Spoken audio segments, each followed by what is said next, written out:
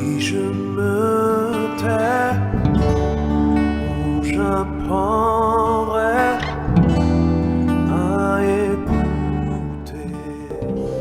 Shalom, shalom, amis de Jésus. En ce deuxième jour de notre marche avec Samuel, nous sommes rassemblés au nom du Père et du Fils et du Saint-Esprit. Amen. Alors, amis de Jésus, ce matin, je voudrais que, quel que soit le lieu où tu te trouves, tu puisses commencer à dire merci à Papa Yahvé. Je voudrais que tu commences à élever la voix et commences à parler. Parce que ce n'était pas évident pour nous de nous tenir dans sa présence en cette heure de la journée. Mais s'il a permis que nous nous réveillions et que nous entendions le cri des oiseaux, que nous pouvons voir la lumière du jour, que nous pouvons parler, nous pouvons sentir des odeurs, nous pouvons toucher quelque chose, je crois que c'est une grâce. Alors élève la voix de là où tu es et commence à dire « Merci Seigneur ». Oh Seigneur, merci infiniment. Merci parce que Seigneur, tu m'as fait un cadeau ce matin. Et mon cœur est dans la joie. Mon cœur est dans la joie. Parce que je m'en rends compte qu'un seul jour dans tes pavis vaut mieux réellement que 1000 passés ailleurs. Et je comprends pourquoi tu as dit à la petite Marie qu'elle a choisi la meilleure part. Parce que dans ta présence, je me sens bien. Et je ne veux même pas te quitter. Je ne veux pas te laisser, Papa. Parce qu'il y a la joie dans ta présence. Il y a la paix dans ta présence. Il y a la bénédiction dans ta présence. Et toutes les fois où nous sommes rassemblés en ton nom, Seigneur, ton cœur se déchire. Et tu relâches une profusion de grâce dans la vie de tes enfants que nous sommes. Et ce matin, je bénis ton nom pour la vie de mon frère. Je bénis ton nom pour la vie de ma soeur qui est en train de prier avec moi. Parce que tu es le Dieu des merveilles. Parce que tu es le Dieu des miracles. Parce que tu es le Dieu rempli de miséricorde. Mon cœur est débordant de joie. Oh Seigneur. Yontarababakota mausai kitaba makore bosa makayati momo mashera bakianta mama yentiribos yabiante korabakaya katama usaiki mokande bo sarabakianta mama mama mama barebere bo sarako shatama usaikitaba mokandere bo saikide moyaba wokota makaya kamsaikitaba onderebo sata. Est-ce que quelqu'un peut commencer à parler au Saint-Esprit? Est-ce que tu peux commencer à parler au Saint-Esprit? Oh Seigneur Esprit de sainteté, ta présence se fait déjà manifeste dans ma vie et dans la vie de quelqu'un qui est en train de prier avec moi ce matin. Merci parce que tu es le Dieu qui me rejoint. Parce que tu es le Dieu qui rejoint la vie de quelqu'un ce matin. Et dans toute ta puissance, tu viens nous visiter. Tu viens nous restaurer. Tu viens nous disposer, Seigneur, à recevoir la semence de la parole de Dieu. Mande bobo, sanderebo, sabako, shata mama mama mama. Barebaroto mausai kitara. Yera bako shata mausai kitebe. Makaya kata usai kitaba. Mon cœur exulte en Yahvé. Ma corne s'élève en Yahvé.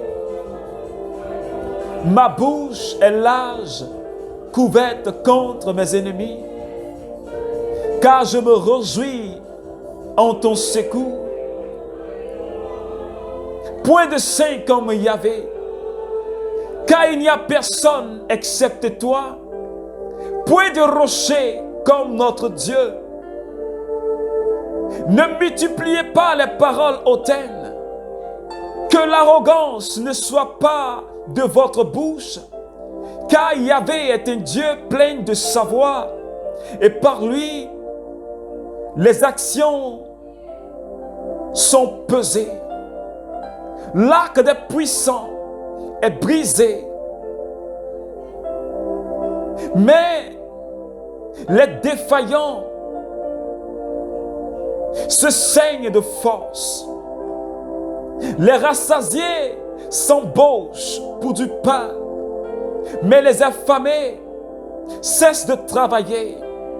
La femme stérile enfante 7 fois, mais celle qui a de nombreux fils et filles flétrit, car Yahvé qui fait mourir et vivre, qui fait descendre au Sheol et en fait remonter, c'est Yahvé qui appauvrit et qui enrichit, qui abaisse et qui élève. Il retient de la poussière le faible. Du fumier, il relève le pauvre pour le faire asseoir à la table des nobles. Oh, Mayonto Babako Shentarabao Sata. Seigneur, nous te bénissons ce matin parce que tu es le Dieu qui enrichit. Et en dehors de toi, il n'y en a pas d'autre. Que ton nom soit élevé. Que ton nom soit célébré. Puissance à toi, Papa. Alléluia. Alors, amis de Jésus, ce matin, je suis dans une joie et je crois que cette joie-là été contamine. Nous sommes au 2e jour de notre cheminement avec le prophète Samuel. Et ce matin, nous sommes au chapitre 2. Or, les fils d'Élie étaient des vauriens. Ils ne connaissaient pas Yahvé. Tel était le droit des prêtres à l'égard du peuple. Si quelqu'un offrait un sacrifice, le servant du prêtre venait pendant qu'on cuisait la viande, tenant une fourchette à la main, il piquait dans le chaudron ou dans la marmite ou dans la terrine ou dans le pot, et le prêtre s'attribuait tout ce que ramenait la fourchette. On agissait ainsi avec tous les Israélites qui venaient là à Silo. Et même, on n'avait pas encore fait fumer la graisse que le servant du prêtre venait et disait à celui qui sacrifiait: donne de la viande à rôtir pour le prêtre. Il n'accepterait pas de toi de la viande bouillie. Parole du Seigneur, je m'arrête là. Alors, bien-aimés, après la manifestation de la puissance de Dieu dans la vie de Anne, cette servante, cette adoratrice de Jésus, adoratrice de Yahvé, elle a donné naissance à Samuel. Et comme elle a dit, elle est allée déposer Samuel. Elle a dit qu'elle allait déposer Samuel au sanctuaire de Silo. Et la présence de Dieu était déjà avec l'enfant, parce qu'il avait été déjà consacré depuis le sein de sa mère. Et elle a béni le Seigneur. Et ce matin, le Seigneur nous parle de la vie des enfants du prêtre Élie. C'étaient des servants. Ils servaient Élie à Silo dans le sanctuaire. Et ces enfants-là, ils ne connaissaient pas Yahvé. Et donc, ils faisaient des choses qui n'étaient pas conformes à la loi en tant que servants de prêtre. Ils avaient des attitudes qui offensaient qui offusquait l'Esprit de Dieu. Il n'avait aucune considération pour l'offrande que le peuple envoyait au sanctuaire. Il prenait même une bonne partie de l'offrande réservée à Dieu. Alors, le Seigneur n'était pas content de cette attitude. Parce que cela déshonorait Dieu. Et ses enfants même allaient jusqu'à coucher avec des femmes qui étaient dans le sanctuaire. À partir du verset 22, il est dit, Élie était très âgé, mais il entendait parler tant de ce que ses fils faisaient envers Israël et qu'il couchait avec les femmes qui se tenaient à l'entrée de la tente de la rencontre. Oh Seigneur, il vivait, il servait le Seigneur, il servait, mais il désobéissait, il vivait dans la débauche, dans l'impureté. Non seulement, ils n'ont aucune considération pour l'offrande, pour ce qui était sacrifié à Dieu, mais ils vivaient dans la débauche. Une vie d'impureté complète. Ils ne pouvaient pas plaire au Seigneur. Ils ne pouvaient pas plaire au Seigneur parce qu'ils n'avaient, je veux dire, aucun respect pour ce qui est sacré. Et il nous arrive parfois de ne même pas avoir de respect pour ce qui est sacré. Même pas de la considération. La preuve, parfois nous traversons le tabernacle de l'église sans même nous prosterner. Nous pouvons être en face du tabernacle, devant la face du Seigneur. Parce que, ami de Dieu, je te dis, c'est la vérité. Au tabernacle ou au Saint-Sacrement, Jésus est présent. La Vierge Marie est présente.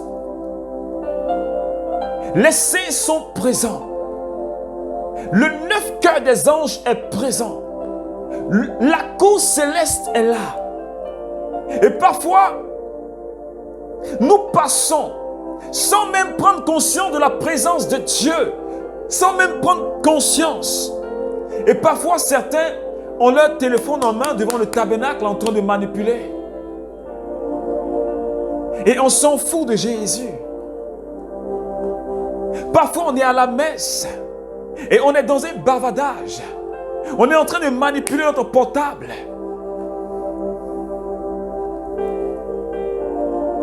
C'est Jésus, c'est Dieu. Et on n'a pas de respect. Et c'est ce qu'on appelle les irrévérences. Et parfois, nous sommes obligés de faire des réparations. Lorsque nous traversons le tabernacle sans nous prosterner, c'est ce qu'on appelle, c'est une irrévérence. Et nous devons faire réparation pour cela. Il y en a encore beaucoup d'actes que nous posons qui attristent l'Esprit de Dieu. Et Yahvé n'était pas content de ses enfants. Parce que ce qu'il faisait était mal. Et ce matin, le Seigneur me parle. Ce matin, le Seigneur te parle. Toi qui dis, servez le Seigneur. Toi qui dis, marchez avec le Seigneur. Toi qui dis, portez le nom de chrétien. Est-ce que tu es modèle dans cette société? Est-ce que tu ne vis pas dans l'impureté? Parce qu'aujourd'hui, on en voit des chrétiens qui sont baptisés, des personnes qui se disent être chrétiennes, mais qui vivent dans la débauche et dans l'impureté, dans la fornication. Ils pratiquent cela. Ils couchent avec les femmes de l'Église. Et cela existe. Comme Paul le dit, ces personnes-là, quoi qu'elles paraissent vivantes, mais en réalité, spirituellement, elles sont mortes. Elles sont mortes et elles sont dans l'église, vidées d'eux-mêmes, comme des tombeaux blanchis. Amis de Jésus, je voudrais que ce matin, toi et moi, nous puissions nous ressaisir. Parce que nous avons un monde à impacter. Nous avons un monde à évangéliser. Nous devons briller et que notre lumière atteigne les cœurs les plus endurcis. Et donc, le Seigneur nous appelle à une vie de radicalité. Il n'y a pas de demi-mesure dans la vie spirituelle. Il n'y a pas de un pied dedans et un pied dehors. Soit tu es dehors, soit tu es dedans. Et ce matin, le Seigneur te parle. Le Seigneur me parle. Quelle est ta position aujourd'hui en tant qu'enfant de Dieu, en tant que chrétien? Quelle vie mènes-tu? Quelle vie mènes-tu? Est-ce que ta vie aujourd'hui est modèle? Parce que Élie entendait parler, tout Israël entendait parler de ce que les deux enfants d'Élie faisaient. C'était une abomination. C'était une abomination. Mépriser le sacrifice, détourner ce qui revient à Dieu. Et dans l'église, des personnes détournent des fonds. Ils détournent l'argent. Mais spirituellement, tu es mort parce que tu ne sais même pas ce que tu fais. Et on porte le manteau de chrétien, mais pourtant, à l'intérieur, c'est des loups féroces. Et le Seigneur nous interpelle. Je dois me ressaisir. Tu dois te ressaisir, bien-aimé. Et il y avait, dans sa colère, il a dit ceci. C'est pour te dire, ami de Jésus, il y a des conséquences quand nous avons du mépris pour ce qui est sacré.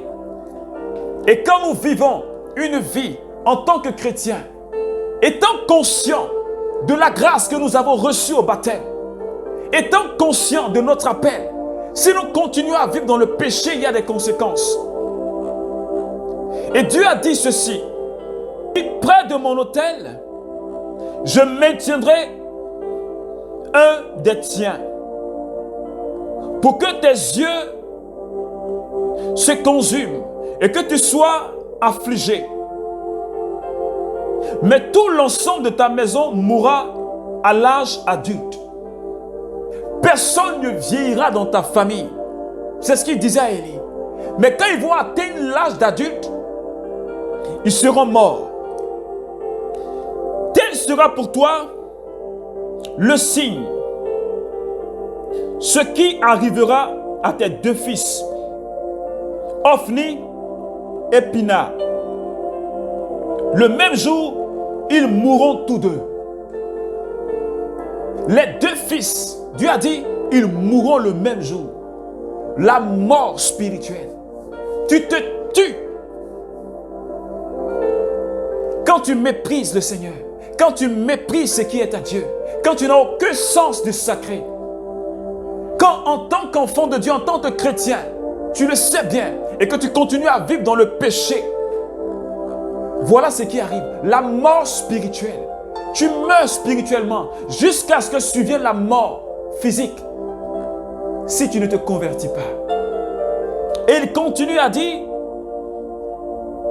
alors quiconque subsistera de la maison, de ta maison, viendra se prosterner devant lui pour avoir une piécette d'argent et une galette de pain, et il dira: je t'en prie, attache-moi à une fonction sacerdotale pour que j'aie un morceau de pain à manger.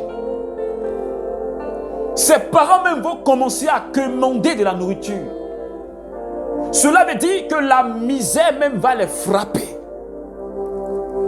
Est-ce que quelqu'un me comprend ce matin? Voilà les conséquences. La misère et la mort spirituelle. C'est pourquoi je voudrais que tu demandes pardon au Seigneur maintenant. Demande pardon au Seigneur. Tu as écouté des messages, mais ton cœur a été endurci. Tu n'as pas voulu croire au message de Dieu. Tu t'es dit, mais oh, quel bon message. Et malgré ton baptême, cette marque, tu as continué à toujours offusquer le Saint-Esprit. Tu as continué à blesser le cœur de Jésus. Demande pardon au Seigneur. Demandons pardon au Seigneur. Demande sa miséricorde ce matin. Demande sa paix ce matin sur ta vie. Demande au Seigneur de t'accorder son pardon ce matin. Seigneur, prends pitié. Fais-nous miséricorde parce que loin de toi nous avons été. Malgré notre statut d'enfant de Dieu, nous sommes restés dans l'impureté, négligeant ta parole, bafouant ton sacrifice, n'ayant aucun respect pour toi. Prends pitié, Seigneur. Prends pitié, Seigneur. Merci, Seigneur Jésus. Merci, Seigneur.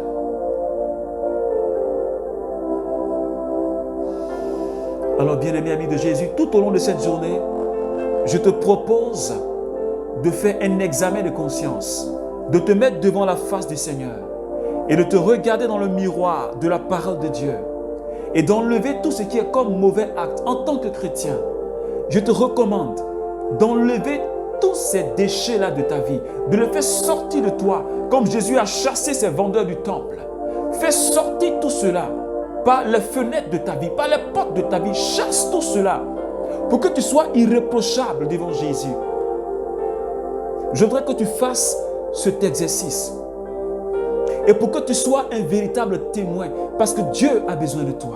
Jésus a besoin de toi pour changer ce monde et pour apporter la lumière au cœur le plus endurci. Alors que Dieu nous donne cette force au nom du Père et du Fils et du Saint-Esprit. Amen, amen, amen.